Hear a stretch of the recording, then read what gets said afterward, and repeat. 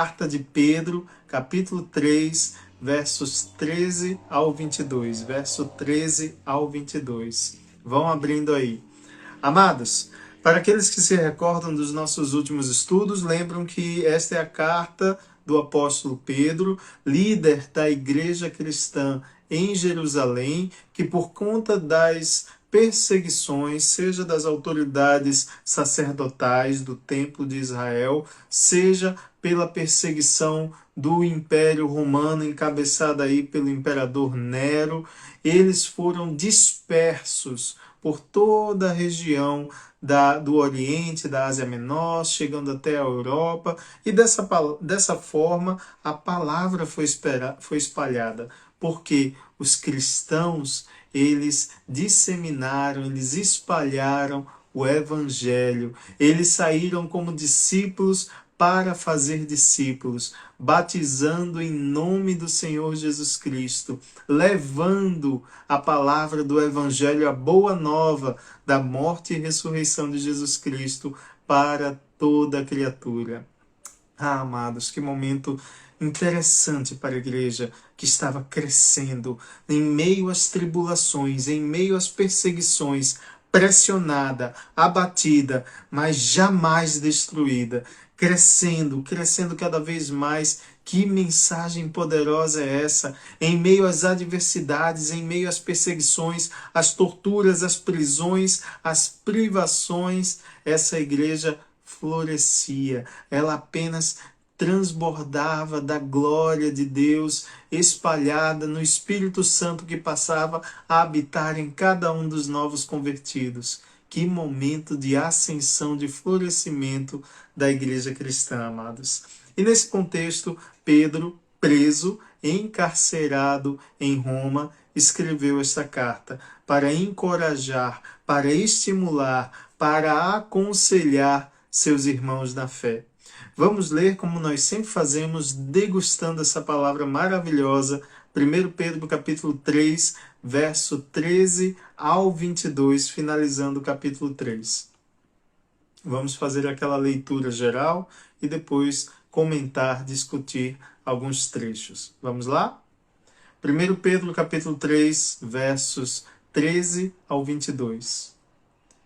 E qual é aquele que vos fará mal, se fordes seguidores do bem? Mas também, se padecerdes por amor da justiça, sois bem-aventurados. E não temais com medo deles, nem vos turbeis. Antes, santificai ao Senhor Deus em vossos corações, e estai sempre preparados para responder com mansidão e temor a qualquer que vos pedir a razão da esperança que há em vós, tendo uma boa consciência, para que naquilo em que falam mal de vós, como de malfeitores, fiquem confundidos os que blasfemam do vosso bom porte em Cristo. Porque melhor é que padeçais fazendo bem, se a vontade de Deus assim o quer, do que fazendo mal. Porque também Cristo padeceu uma vez pelos pecados, o justo pelos injustos, para levar-nos a Deus, mortificado, na verdade, na carne, mas vivificado pelo Espírito, no qual também foi e pregou aos espíritos em prisão, os quais noutro tempo foram rebeldes, quando a longanimidade de Deus esperava nos dias de Noé, enquanto se preparava a arca, na qual poucas, isto é, 8 almas se salvaram pela água. Que também, como uma verdadeira figura, agora vos salva o batismo, não do despojamento da imundície da carne, mas da indignação, da indagação de uma boa consciência para com Deus, pela ressurreição de Jesus Cristo, o qual está à direita de Deus, tendo subido ao céu, havendo-se-lhe sujeitado os anjos as autoridades e as potências. Glória a Deus nas alturas. Amados, que texto poderoso é esse? Nesse momento, Pedro escreve para seus irmãos que estão em perseguição, que estão afligidos, que enfrentam aí a perseguição do Império Romano, sendo capturados, presos, torturados, açoitados e muitos deles mortos, alguns entregues às arenas. E nesse momento de perseguição, Pedro, inspirado pelo Espírito Santo, manda essa palavra poderosíssima. Nos versos anteriores desse mesmo capítulo, Pedro faz recomendações acerca do comportamento conjugal e acerca do comportamento de uns com os outros, como os cristãos deveriam se portar uns com os outros, sempre amando entranhavelmente. Lembram dessa palavra no nosso último estudo? Entranhavelmente amando uns aos outros. E, amados, é que ele segue em seus ensinamentos, na verdade, os ensinamentos de Jesus Cristo, que modificaram quem Pedro era e agora transbordavam através dessas palavras. E, continuando com a sua explanação, Pedro fala a respeito de comportamento. Comportamento agora diante dessa situação de tribulação, de perseguição, em que os cristãos estavam sendo afligidos. Observem aí os versos 13 e 14. E qual é aquele que vos fará mal se for de seguidores do bem? Um parêntese aí. Vejam que interessante. Pedro tinha uma plena consciência do caminho que estava seguindo, sendo um seguidor do bem. Qual o maior bem? Jesus Cristo. Então entenda-se aí, seguidor do bem, seguidor de Jesus Cristo. E ele sabia que esse era o caminho certo. Ele sabia que esse é o caminho que Deus quer para nós, que sejamos seguidores do bem, seguidores de Jesus Cristo. E diante desse comportamento, quem vos fará mal? Ora, Marcelo, mas espera aí. Pedro estava aí falando que ninguém iria fazer mal, eles estavam sendo perseguidos, açoitados, aprisionados, alguns até mortos. E agora Pedro fala, qual é aquele que vos fará mal se for de seguidores do bem? Ora, amados, Pedro tinha uma percepção bastante afinada sobre o que é realmente mal. Quem pode fazer mal se estivermos seguindo Jesus Cristo? Qualquer coisa que o homem ou os demônios ou Satanás venham a fazer não é nada se estamos convictos do caminho que estamos seguindo, se somos convictos que temos em nossa visão, olhando para Jesus Cristo, nosso Senhor e Salvador, nosso Redentor, aquele que intercede por nós, aquele que nos garante salvação e vida eterna, amados. E diante disso, Pedro pergunta, quem nos fará mal? O que é mal de verdade? Quem que pode nos afligir? Quem que pode nos fazer qualquer mal se perdermos essa vida em nome do nosso Senhor e Salvador Jesus Cristo? Nas palavras de Paulo, isso é ganho, amados. Isso é ganho. Que boa jornada, que boa carreira, que, sabe, se eu consumir toda a minha vida servindo a Jesus Cristo, seguindo os passos de Jesus Cristo, que mal que pode me afligir? É uma paz que excede todo entendimento. Continuando, verso 14. Mas também, se padecerdes por amor à justiça, sois bem-aventurados. Aí, reforçando, que mal que pode nos acontecer se nós padecermos por amor a Jesus Cristo, por amor à justiça, fazendo o que é bem, seguindo o bem, se padecermos, se sofrermos e até mesmo se perdermos a vida por estarmos nesse caminho, sois bem-aventurados. É o que a palavra do nosso Deus diz. Sois bem-aventurados. Sua vida foi uma boa aventura, algo maravilhoso, algo que enche o seu coração e move os olhos de Deus. Continuando. E não temais com medo deles, nem vos turbeis. Palavra de Deus para você, amado. Você está sendo perseguido por conta do Evangelho? Você está sendo perseguido por amar a justiça, por amar a verdade, por ter um comportamento de um verdadeiro e autêntico cristão? Você é um bem-aventurado e qualquer coisa que você venha a padecer não é mal, não é mal porque você está muito acima dessas coisas, você está visando, você tem a percepção de Jesus Cristo no final do seu caminho, amado.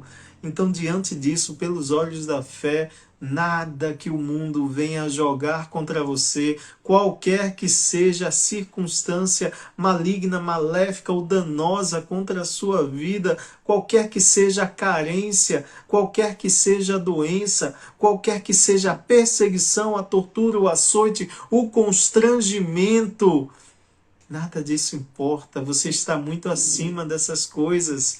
Quem que pode nos fazer mal?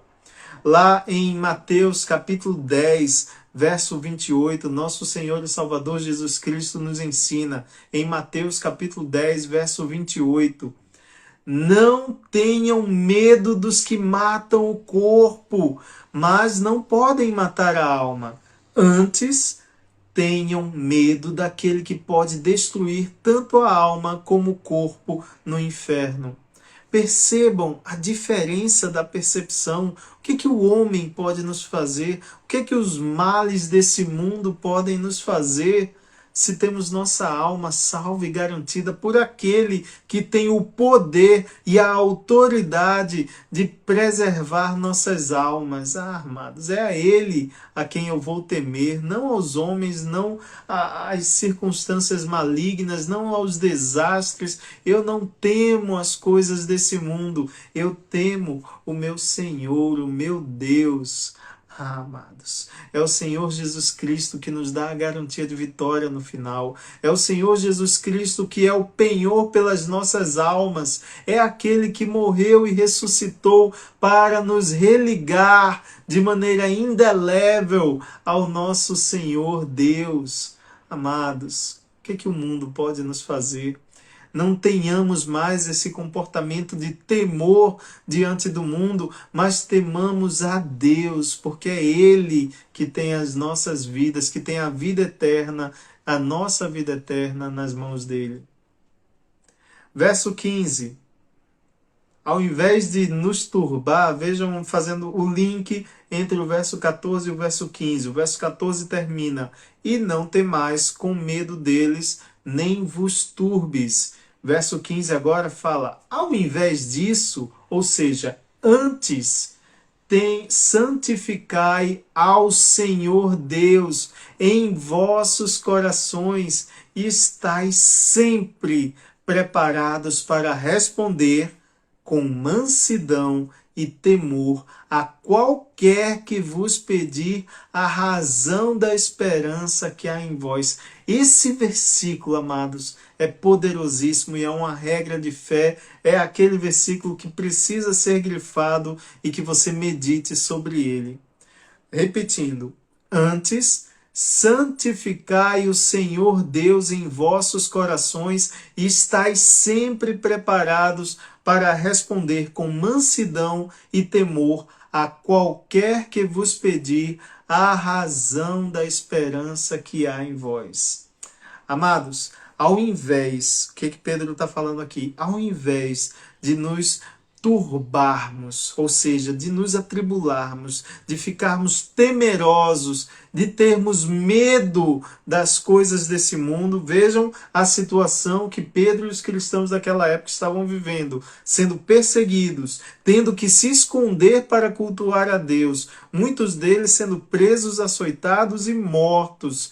E ele fala: não temais com medo deles, nem vos turbeis, porque antes disso santificai ao Senhor Deus em vossos corações, entreguem seus corações à santidade de Deus. Esse mundo jaz no pecado, mas a santidade de Deus habita em nossos corações. Nós santificamos os nossos corações, ou seja, nosso interior, nossas vontades, nossas intenções, quem nós somos é pautado pelo temor a Deus. E isso é santificar a Deus em nossos corações.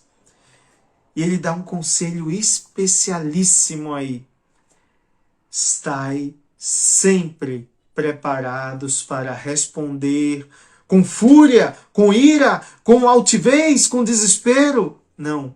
Na minha Bíblia e na sua Bíblia fala responder com mansidão e temor a qualquer que vos pedir a razão da esperança que há em vós.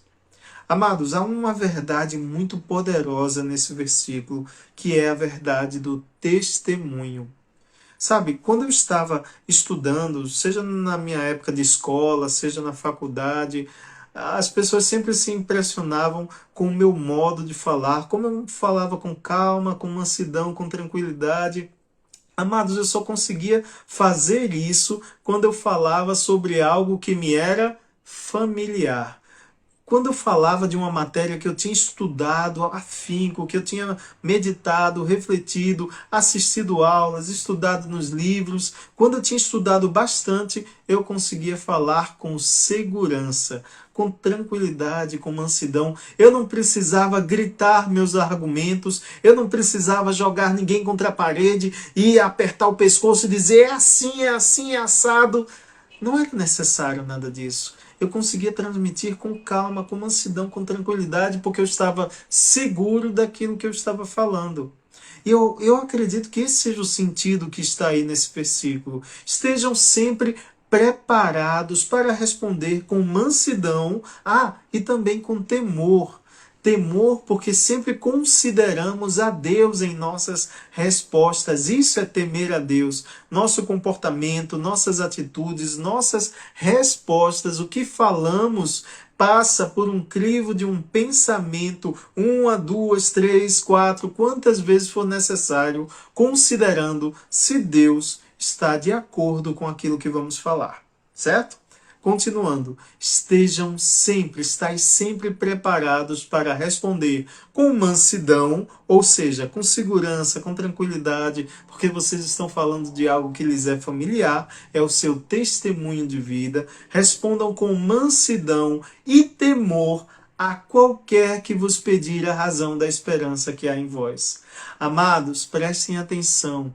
Diante de um mundo que tenta nos oprimir, diante de um mundo que é adversário de Jesus Cristo, diante de um mundo que tenta sufocar o Evangelho, diferente de outros movimentos que há por aí, o evangélico não responde com ira, não responde com brutalidade, não responde com desespero ou com agonia, responde com mansidão. E diante dessa atitude totalmente contrária, constrangedora, o mundo vai olhar para nós e... Mas espera aí, eu te apertei aqui, eu te prendi, eu te chicoteei. E você me responde com tranquilidade, com mansidão, às vezes até mesmo com graça e misericórdia. Amados, isso gera no mínimo, gera uma curiosidade no mundo. Mas peraí, por que é mesmo que você está assim? Por que é mesmo que você é tão tranquilo, tão cheio de paz? Por que é que você é assim? E aquele que é um cristão autêntico vai ter aí a oportunidade de responder com mansidão e com temor, como o texto bíblico nos fala, e vai explicar com toda alegria, com toda a paz, a razão da esperança que há em cada um de nós. Amados, isso é tão maravilhoso. Irmã Vânia, eu sei o quanto isso é difícil, o quanto é complicado diante de um mundo cheio de adversidades, de agulhadas, de dedos na ferida, de brutalidade e agressividade contra quem nós somos enquanto cristãos. mas Deus colocou, nosso Senhor Jesus Cristo colocou em nós uma paz que excede todo o entendimento, que é a paz dele, certos de que a nossa vitória depende única e exclusivamente de Jesus Cristo, e não há nada, nem argumentos, nem vozeirão, nem nenhuma atitude nossa, intrinsecamente nossa, que vá poder, convencer ou exaltar coisa alguma. É só Jesus Cristo em nós. Tudo que o Senhor Jesus Cristo requer de nós é que tenhamos um testemunho autêntico. Se eu vou falar daquilo que me é familiar, eu falo com tranquilidade, com certeza. Sabe, amados? O melhor testemunho, na verdade, a melhor pregação do Evangelho que a gente pode dar é um testemunho das nossas vidas. É sermos capazes de responder quando o mundo atroz e violento e corrupto e cheio de pecado nos apertar e não esboçarmos a reação que eles esperam que tenhamos. Ao contrário, nós respondemos com graça, com misericórdia. E aí o mundo vai olhar para nós e vai nos perguntar: qual a razão da tua esperança? Por que é que você é desse jeito? Amados, que alegria! Quantas vezes eu tive a alegria de ser reconhecido como cristão por conta da maneira como eu reagia diante das adversidades, diante da agressão, diante da fúria de um mundo que luta contra o evangelho, que luta contra o cristão, e eu respondo com mansidão. Eu não retruco, eu não respondo com agressividade. Se me batem, eu não vou partir para cima para reagir, mas eu respondo com mansidão. Isso não é dom meu, isso não é um privilégio meu, isso é coisa que Deus colocou em mim. É Jesus Cristo cada vez mais aflorando nas minhas atitudes cristãs. Amados, orem, peçam a Deus, como eu tenho pedido, para amansar o meu coração, para trocar esse meu coração de carne por um coração de espírito, pelo coração de Jesus Cristo. É só assim que nós conseguimos. E tenham sempre na ponta da língua, estejam sempre prontos, preparados para responder com mansidão e temor a razão da nossa esperança. O apóstolo Paulo, em sua apresentação, normalmente vocês vão notar no início das cartas de Paulo, ele sempre dizia a que veio, ele sempre se identificava como aquele que era emissário ou apóstolo ou seguidor de Jesus Cristo. E eu gosto dessa apresentação lá em 1 Timóteo, capítulo 1, verso 1. Em uma carta que Paulo escreveu ao seu discípulo Timóteo, ele se apresenta, porque ele sabia que essas cartas, apesar de serem endereçadas a uma pessoa, a Timóteo, ele sabia que essas cartas eram lidas em comunidades, na igreja. E Paulo se apresentava da seguinte maneira: 1 Timóteo, capítulo 1, verso 1. Paulo, apóstolo de Cristo Jesus, por ordem de Deus, nosso Salvador, e de Cristo Jesus, a nossa esperança.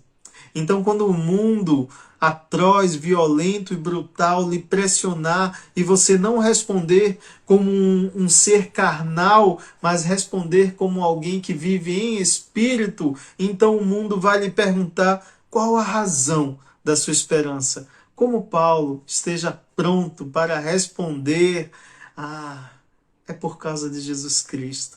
É porque Jesus Cristo é a minha esperança. Então não importa o que jogarem contra mim, não importa a tribulação, não importa a perseguição, não importam as ofensas. Meu Deus, como a gente se perturba e guarda rancor e ira por conta de ofensas. Nada disso importa, porque a minha esperança está em Jesus Cristo. Se eu sou ofendido aqui, se eu sou injustiçado aqui, ainda assim minha esperança está em Jesus Cristo, e nada do que o mundo possa fazer vai tirar isso de mim.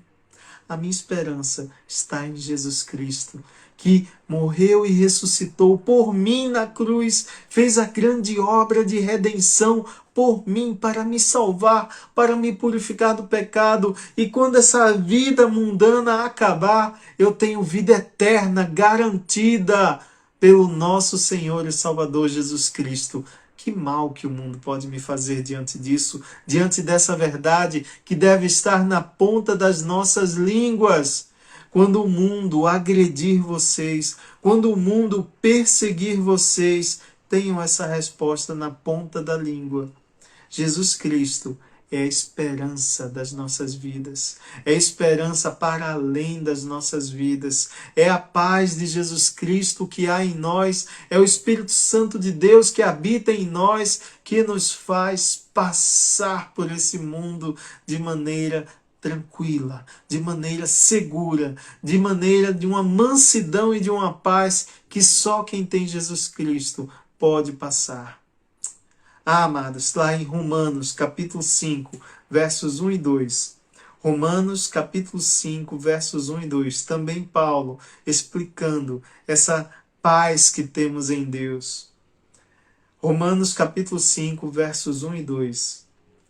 Tendo sido, pois, justificados pela fé, temos paz com Deus, por nosso Senhor Jesus Cristo, por meio de quem obtivemos acesso pela fé a esta graça, na qual agora estamos firmes e nos gloriamos na esperança da glória de Deus. É isso que Jesus Cristo conquistou para nós na cruz. Uma esperança viva, uma esperança eficaz, a expectativa de que viveremos na glória de Deus, amados.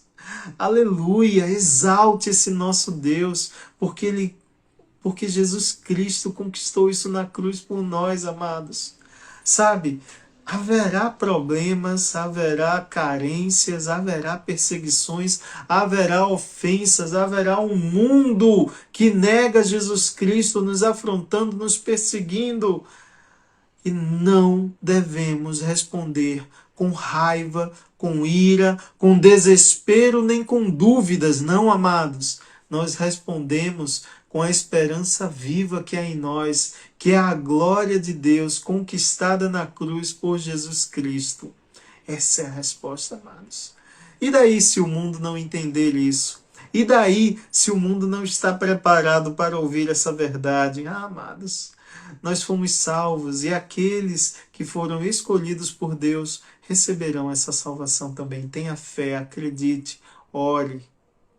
Continuando nossa leitura, esse versículo é tão interessante que a gente já passou mais da metade do estudo e a gente se deteve nesse versículo porque esse realmente me tocou. Esse foi o coração do estudo dessa noite, amados. Mas vamos continuar, vamos finalizar esse capítulo.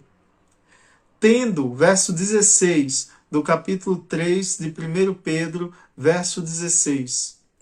Tendo uma boa consciência, para que naquilo em que falam mal de vós, como de malfeitores, fiquem confundidos os que blasfemam do vosso bom porte em Cristo. Amados, prestem atenção. Se vocês têm um bom porte em Cristo, o que é isso? Se vocês têm um bom comportamento em Cristo, ou seja, um comportamento que está alinhado à vontade de Deus, se vocês são cristãos autênticos que seguem os passos do Mestre, seguem nas mesmas pisaduras do Mestre, amados, o mundo vai falar mal de vocês porque falaram mal dele. Lembrem-se que Jesus Cristo foi comparado a um bruxo, foi comparado ao feiticeiro, foi acusado de ser endemoniado, foi acusado de expulsar demônios em nome do diabo. Falaram isso de Jesus Cristo, amados. Como não falariam menos de vocês? Lógico que vão lhes injustiçar. Lógico que vão falar mentiras sobre vocês. Lógico que vão persegui-los, porque antes de odiar vocês, odeiam a Jesus Cristo. Mas, amados, o que é que o verso nos fala? Verso 16... Tenham uma boa consciência, para que naquilo que falam mal de vós, como de malfeitores, fiquem confundidos, fiquem constrangidos, sabe? Vão persegui-los, mas diante da reação que vocês vão ter, que é a reação de Jesus Cristo, que diante das ofensas, diante das mentiras, das perseguições, em nenhum momento Jesus Cristo se perturbou com isso. Ele não se irou com isso. Ao contrário, ele abençoou os seus perseguidores, ele perdoou aqueles que lhe faziam mal. Amados, que Deus possa colocar em nossos corações essa mesma predisposição de Jesus Cristo em perdoar antes de odiar, de perdoar, de esboçar graça e misericórdia para aqueles que nos fazem mal, que atentam contra nós, que falam mal de nós, que nos tratam como se fôssemos malfeitores. Mas isso só é verdade, prestem atenção nisso. Só essa perseguição só se torna brasas em nossas cabeças se nos comportarmos mediante a palavra de Deus, inspirados pelas ações de Jesus Cristo. Isso é muito importante. Porque, amados, se a gente é pecador, se a gente está sendo perseguido pelas besteiras que a gente fez, pelos pecados que nós cometemos, amados, então não dá para usar esse versículo, não. Prestem atenção, as perseguições é pelo fato de sermos cristãos, pelo fato de pregarmos o Evangelho, pelo fato de testificarmos de quem Jesus Cristo é em nossas vidas, e isso incomoda o mundo. Mas isso não se aplica se nós somos mentirosos, enganadores, desonestos, não. Aí não, certo? Então vamos separar bem as coisas, vamos nos comportar conforme se requer de uma vida cristã autêntica, de alguém que foi transformado. Irmão Marcelo, eu vou cometer falhas? Lógico que vai, eu cometo também. A gente peca, a gente continua pecando, mas a gente se arrepende.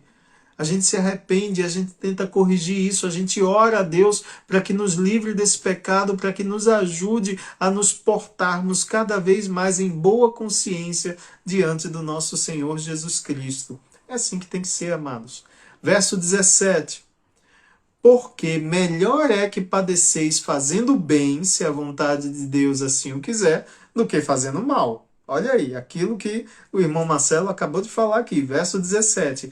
É melhor que vocês sofram, que vocês padeçam, fazendo bem, se assim for a vontade de Deus, porque lembrem-se, tudo que nos acontece é da vontade de Deus, seja para o nosso dano ou para a nossa tranquilidade, serenidade, para o mal ou para o bem, tudo que nos acontece é vontade de Deus.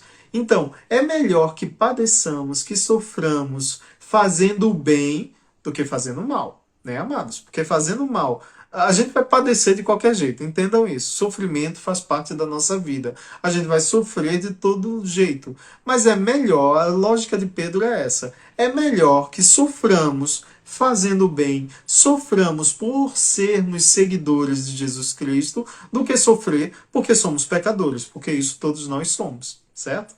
Entenderam? Verso 18.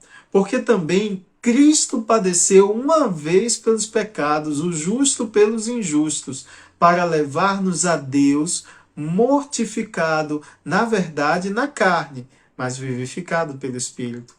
Amados, quando nós sofremos, quando nós padecemos injustamente, quando nós sofremos por sermos cristãos, por seguirmos os passos de Jesus Cristo, amados, estamos dignamente sendo imitadores de Jesus Cristo, porque o que ele mais fez nessa vida aqui foi padecer pelos injustos. O justo sofrendo e morrendo e dado em sacrifício pelos injustos, por todos nós. Esse foi o exemplo que nosso mestre nos deu. Verso 19. No qual também foi e pregou aos espíritos em prisão, aqueles que eram aprisionados em suas almas pelas amarras do pecado, foram libertos pela boa nova do Evangelho de Jesus Cristo. Aqueles que estavam aprisionados, vítimas de suas vontades pecaminosas, escravos de sua concupiscência, tiveram suas amarras rasgadas, tiveram suas cadeias quebradas e foram libertos pela graça e misericórdia no ato redentor de Jesus Cristo. E amados, o mundo não pode nos tirar isso. isso é algo que vai nos acompanhar por toda a eternidade, a liberdade que temos em Jesus Cristo. Verso 20. Os quais noutro tempo foram rebeldes, quando a longanimidade de Deus esperava nos dias de Noé, enquanto se preparava a arca, na qual poucas, isto é, 8 almas, se salvaram pela água. Pedro agora faz referência à história de Noé, que eu tenho certeza que todos aqui já conhecem, já ouviram falar, pelo menos, na história de Noé. E eu vou relembrar lá no verso 7, de Hebreus capítulo 11, verso 7. Apenas para relembrar a história, Hebreus 11, verso 7. Pela fé, Noé, divinamente avisado das coisas que ainda não se viam, temeu, e para a salvação da sua família composta de 8 pessoas, preparou a arca, pela qual condenou o mundo e foi feito herdeiro da justiça, que é segundo a fé. O autor do livro de Hebreus aqui é um capítulo em que ele pega vários personagens bíblicos e falando de como a fé os salvou. E nesse momento ele fala de Noé, que foi divinamente avisado. Deus avisou a Noé sobre o dilúvio e deu instruções para que ele construísse a arca para salvar todos aqueles animais, mas principalmente para salvar Noé e sua família. O mundo jazia em pecado, o mundo estava contaminado de maneira terrível e entranhado, o pecado estava no mundo. E Deus deu ordem para que Noé construísse a arca e dessa forma salvasse a si mesmo e a sua família, composta de 8 pessoas. São as 8 almas às quais Pedro se refere no verso 20. Relendo aqui o verso 20. Os quais, no outro tempo, foram rebeldes. Quem foram os rebeldes? As pessoas estavam rebeldes, estavam contaminadas pelo pecado. Quando a longanimidade de Deus esperava nos dias de Noé, enquanto se preparava a arca. Deus não mandou o dilúvio antes da arca estar preparada. A arca claramente era um instrumento de salvação da humanidade na pessoa de Noé e sua família, para que eles se salvassem pela água. Eu acho muito interessante como ficou a tradução lá no verso 20, as almas que se salvaram pela água. Oi, mas não foi a água que destruiu tudo? Esse é um aspecto da história de Noé que é particularmente interessante.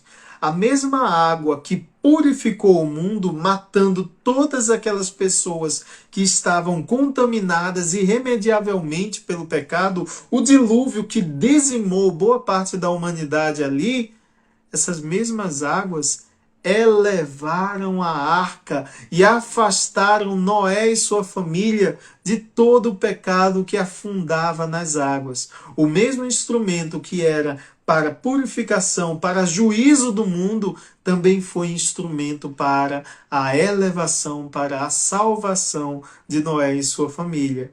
Se não fossem as águas levantando a arca afundaria lá, ficaria debaixo das águas, não é mesmo, amados? Mas a água levantou a arca.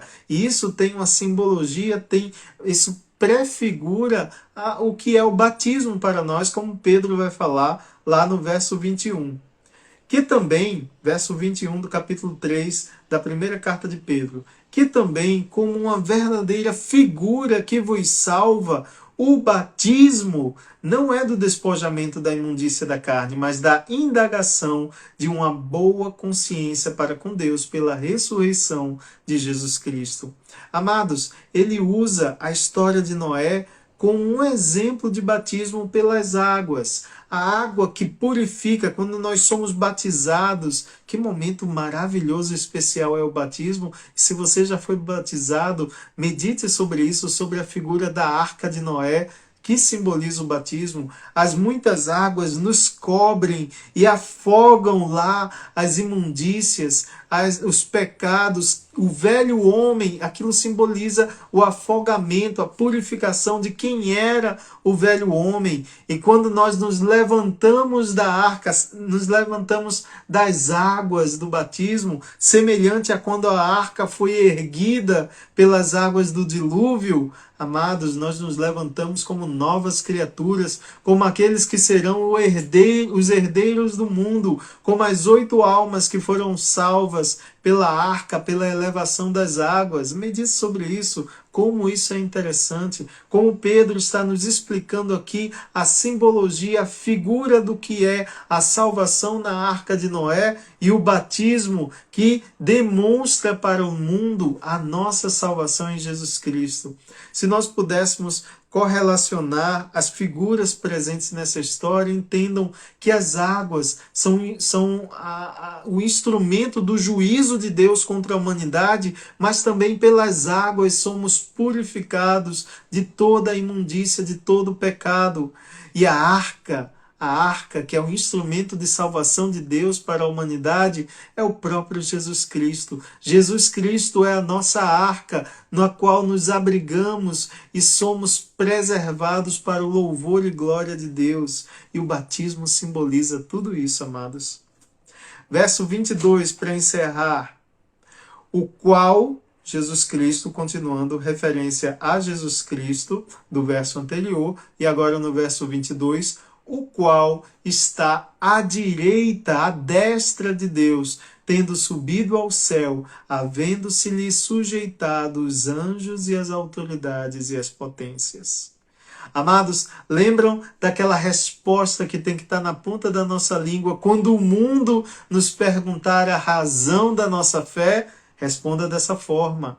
Jesus Cristo, que morreu e ressuscitou e agora está à destra de Deus, tendo subido ao céu, e sobre ele foram sujeitos os anjos, todas as autoridades e todas as potências. Tudo está sujeito ao nosso Senhor e Salvador Jesus Cristo. E essa é a razão da nossa esperança. Esse trecho de Romanos, capítulo 8, 34 a 37, concorda plenamente com o estudo que nós acabamos de fazer.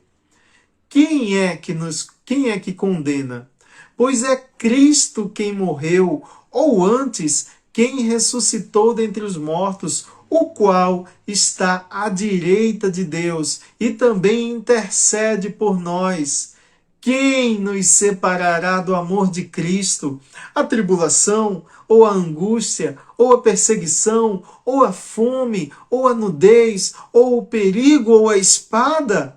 Como está escrito, por amor de ti, somos entregues à morte todo dia, somos reputados como ovelhas para o matadouro. Mas em todas estas coisas somos mais que vencedores por aquele que nos amou. Que mal que o mundo pode nos fazer. Por que nós perdemos nossa paz? Por que nós nos afligimos? Por que nós nos desesperamos e ficamos agoniados por conta de um tapa que levamos, por conta de uma ofensa que sofremos, por conta das injustiças que o mundo lança contra nós? Que mal que o mundo pode nos fazer, se nenhuma condenação há para aqueles que foram salvos por Jesus Cristo, para aqueles que estão em Jesus Cristo, não há condenação. Paulo reforça aqui, quem é que nos condena? Se foi Cristo quem morreu, ou melhor, foi Ele quem ressuscitou dentre os mortos e agora está à direita de Deus e intercede por nós. Ele intercede por nós diante de Deus. Ele nos justifica diante de Deus. Ele fala para Deus, para os anjos, para todo o mundo, para todas as autoridades. Opa, esses não. Esses são meus. Esses são garantidos pelo que eu fiz na cruz do Calvário, pelo sangue que eu derramei, pela morte cruenta que eu sofri. Foi por esses estão salvos e ninguém toca neles. E que venham as perseguições, que venham as ofensas, que venham as injustiças, nada disso nos condena, porque Cristo nos salvou. Paulo segue falando: quem nos separará do amor de Cristo? Amados, isso já é o suficiente, isso é o que nos basta, nada pode nos separar do amor de Cristo. Que venham a tribulação, as angústias, perseguição, fome, nudez, perigo ou espada, que venham as ofensas, que venham o ódio do mundo, nada disso é capaz de nos separar do amor de Deus, que nos garante paz que excede todo entendimento, amados. Está escrito, Paulo nos lembra isso no verso 36, está escrito que por amor do Senhor, por causa desse amor que nós temos a Jesus Cristo, nós somos entregues à morte todos os dias. Desconfie de uma igreja que não está sendo perseguida. Tem algo errado com essa igreja. Igreja de Jesus Cristo autêntica necessariamente é perseguida e está desalinhada com o governo pecaminoso desse mundo. Certo, amados? Vamos entender isso. Então que venha todas as angústias, tribulações, o que quer que seja. Nós somos entregues todos os dias para morrer. Todos os dias nós somos entregues para morrer. Nós somos como ovelhas que são levadas ao matadouro. Mas o verso 37 de Romanos capítulo 8 nos fala: mas em todas estas coisas somos mais que vencedores por aquele que nos amou. O amor de Cristo é o que nos basta, amados. E essa é a razão da nossa esperança. É por isso que o mundo vai vir contra nós e temos essa resposta na ponta da língua, porque falamos com mansidão e temor daquilo que nos é familiar, daquilo que nos é uma certeza no coração, de que nada nos separará desse amor, que todos os meus pecados foram purificados pelo sangue de Jesus Cristo. O velho homem morreu e agora eu tenho vida eterna garantida por aquele que está à direita de Deus e intercede por mim todos os dias da minha vida.